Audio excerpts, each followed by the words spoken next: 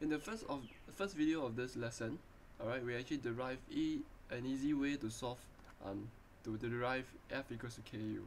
Alright, so we actually derive f equals to KU using an easy way. Alright, you can watch that first video.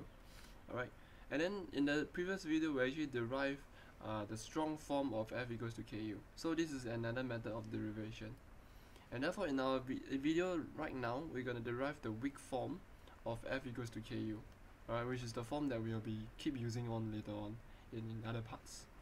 But in this weak form, we are going to use from strong form. So somehow we're going to use strong form to derive the weak form. Okay, so we're going to continue from the last video to carry on with our weak form now.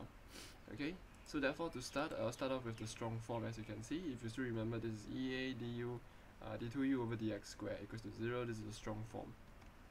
Okay, and then if we were to multiply a certain function w, alright, later on you will see how w is so important already.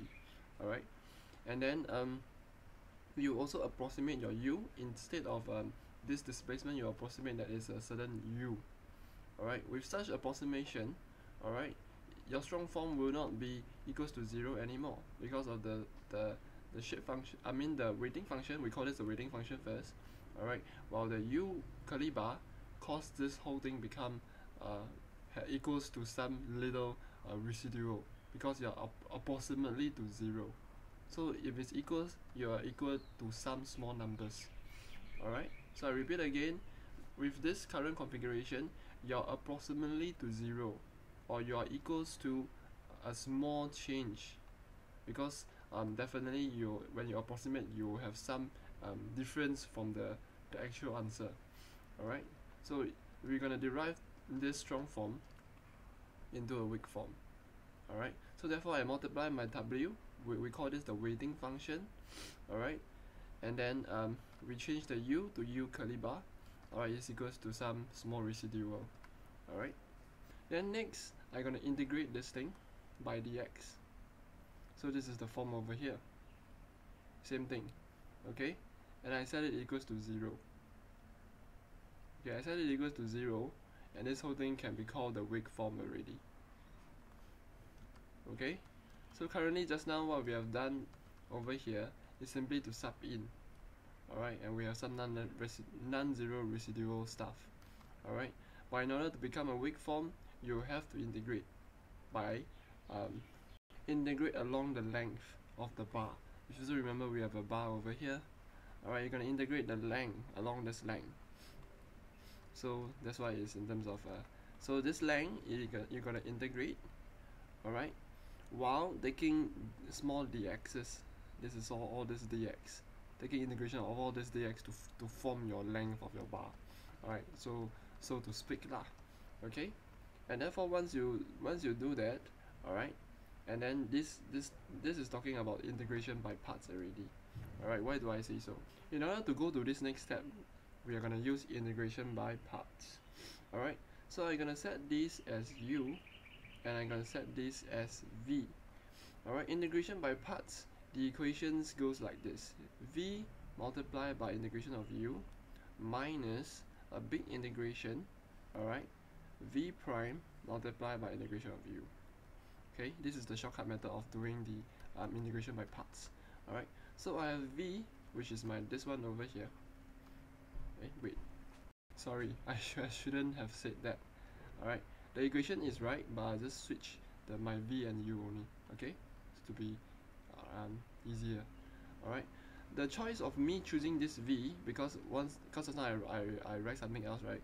Now I need to write this as v is because I want to choose a certain v that is easier for me to integrate, I mean to differentiate, because v is something that I will differentiate later on. As you can see, it's v prime.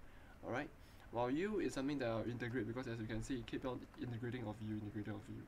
So if you don't understand, never mind, we'll just do it up later on. You know what I mean. But anyway, so in this case I choose this thing as v, I choose this thing as u.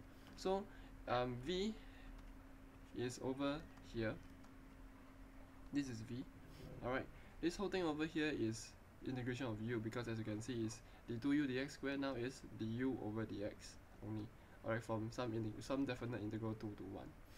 Alright, and then we minus, alright, this thing over here is, this thing over here is your v prime, alright, because you differentiate, maybe I should say that it's this thing over here is your v prime, because you're differentiating dw over dx. Alright, this is w, you differentiate one time, you have dw over dx.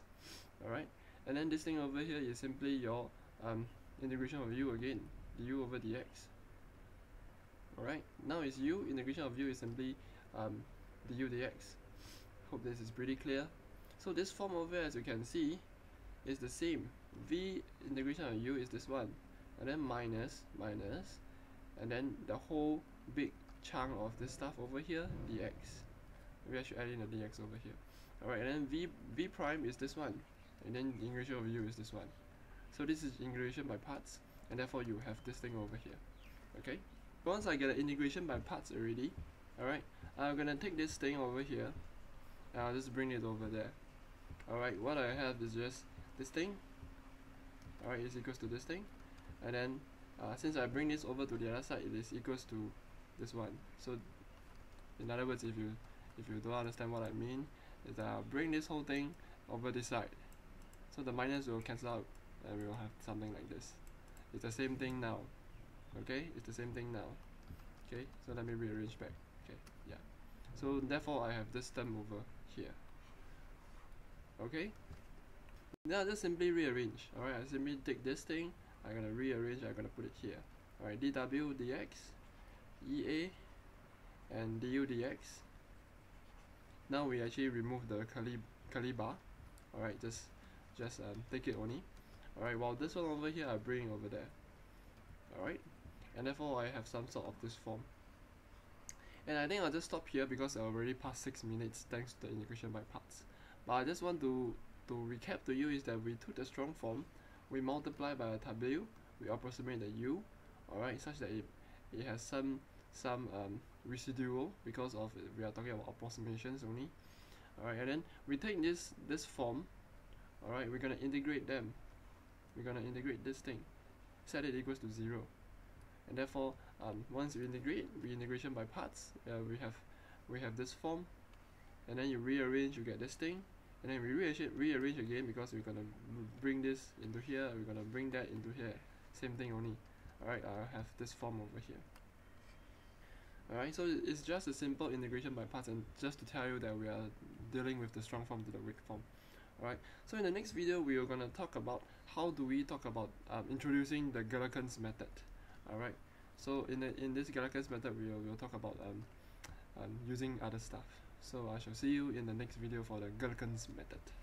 Goodbye.